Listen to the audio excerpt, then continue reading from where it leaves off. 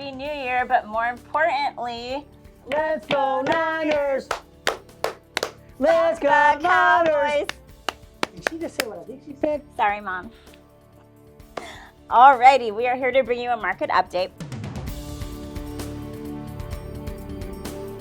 We're going to do things a little bit differently this time. We're going to wrap up the entire year of 2022, and then we'll come back early next week to wrap up January and kind of compare to how things are trending. So for all of 2022 in Contra Costa County, there were a total of 12,500 sales. Not bad.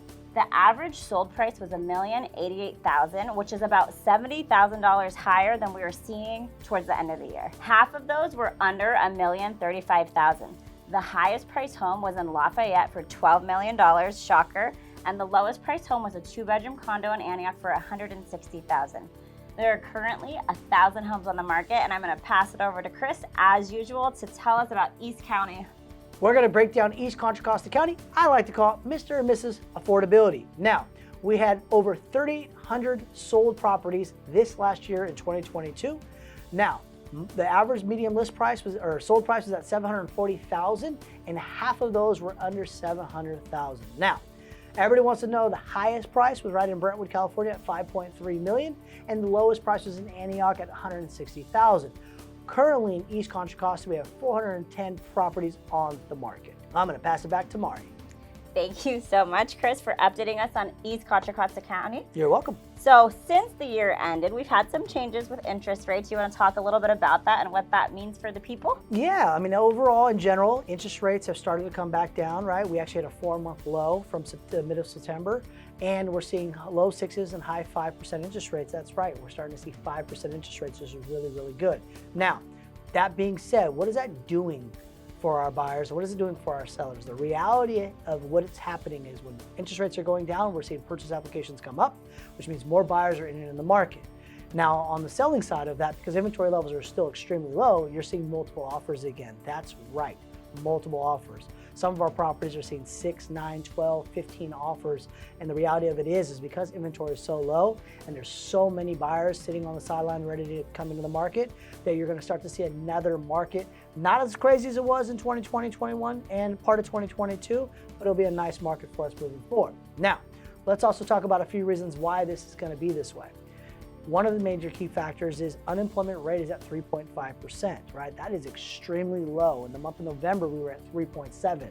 Now, yes, are companies still doing layoffs? Absolutely, but the reality is that's at the lowest unemployment rate we've seen in a long time. In all of 2022, we were in the 3s. Now, some positives, what we want to talk about is CPI, inflation numbers. We have seen inflation come down from November's number of 7.1% year over year down to 6.5%. That's a good sign, and we've had 6 months in a row of inflation coming down. So are we out of the woods? Absolutely not. Don't ask the feds. They'll keep raising rates if you do. So the reality is we have another 6 to 12 months here that we're going to see inflation come down. Interest rates are going to come down. Buyers come back in the market, and home values should rise a little bit. Not the 20% we were seeing, but I would say somewhere in the 3 to 6% range. So you want to know more on what's going on? Please reach out. Thank you again, Chris, for always bringing the data. That is truly what helps us educate our clients and bring forth the best strategies for our buyers and sellers. But like he said, our most recent listings, 10 offers, 27 offers, 15 offers. So if you have friends whose homes are sitting on the market for 60 plus days or are having to cancel their listings and need a better strategy, we would absolutely love to help them. We love bringing this information together to put together a strategy for our clients. Absolutely. We truly appreciate it. And Happy New Year to you once again. Happy New Year. We're going to pass this to Ryan Evanson to give you a lending update.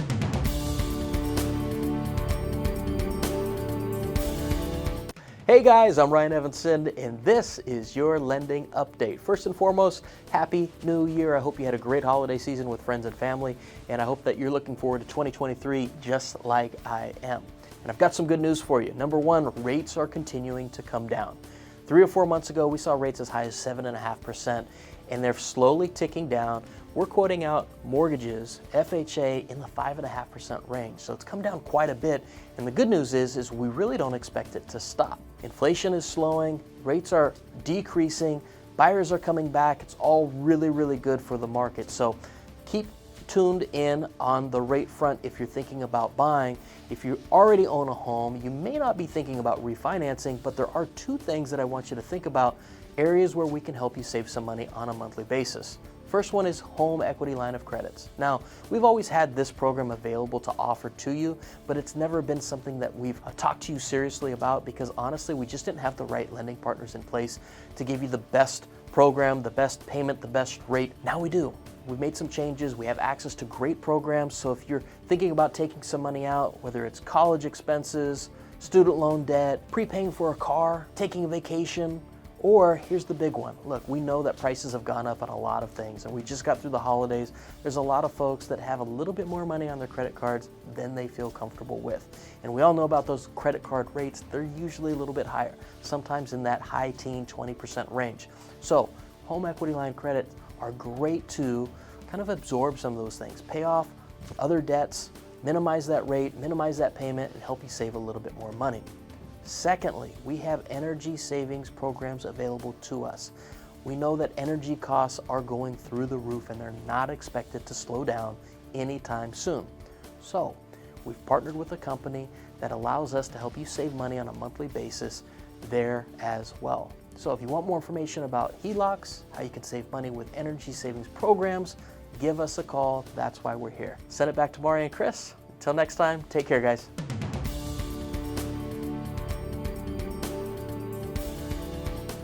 Let's give you our community update, and we just want to let you know, thank you so much for everybody who helped us out with the Christmas presents and the toy drive. We had an amazing turnout at our event, and we really can't do this without you. So thank you for everyone who helped out last year, letting kids just be kids. That being said, we have to move our focus from toys to, you know what, that's right, school supplies.